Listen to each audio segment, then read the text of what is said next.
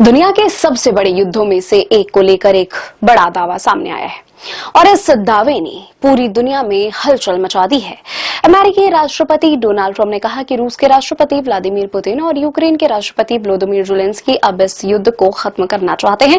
लेकिन सवाल यह है कि अगर दोनों नेता शांति चाहते हैं तो फिर कीव पर रूस के इतने बड़े हवाई हमले क्यों हुए? दरअसल ट्रंप का यह बयान ऐसे समय में आया है जब रूस ने यूक्रेन की राजधानी कीव पर जबरदस्त एयर स्ट्राइक की। इस हमले में कम से कम 18 लोगों की मौत हुई है और बड़ी संख्या में लोग घायल हुए हैं। यानी एक तरफ युद्ध के मैदान में तबाही जारी है और दूसरी तरफ अमेरिका से शांति की उम्मीदों का दावा किया जा रहा है। व्हाइट हाउस में पत्रकारों से बातचीत करते हुए ट्रंप ने कहा कि उनके रूस के राष्ट्रपति पुतिन और यूक्रेन के राष्ट्रपति ज़ेलेंस्की दोनों से फोन पर बातचीत हुई है। ट्रंप ने दावा किया कि पुतिन युद्ध खत्म करना चाहते हैं और ज़ेलेंस्की भी अब वास्तव में शांति चाहते हैं। उन्होंने कहा कि नाटो सम्मेलन में भी इस मुद्दे पर चर्चा होगी और युद्ध खत्म करने की कोशिशें आगे बढ़ाई जाएंगी। इतना ही नहीं, ट्रंप ने एक बार फिर दावा किया है कि उन्होंने दुनिया के 8 युद्धों को खत्म कराने में भूमिका निभाई है। उन्होंने भारत और पाकिस्तान के बीच तनाव का भी जिक्र किया है और कहा कि वहां भी उन्होंने संघर्ष कम करवाया है।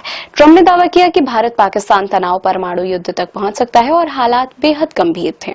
हालांकि भारत पहले भी साफ कर चुका है कि पाकिस्तान के साथ संघर्ष खत्म करने का फैसला दोनों देशों के सैन्य अधिकारियों यानी कि डीजीएमओ स्तर की बातचीत के बाद हुआ था।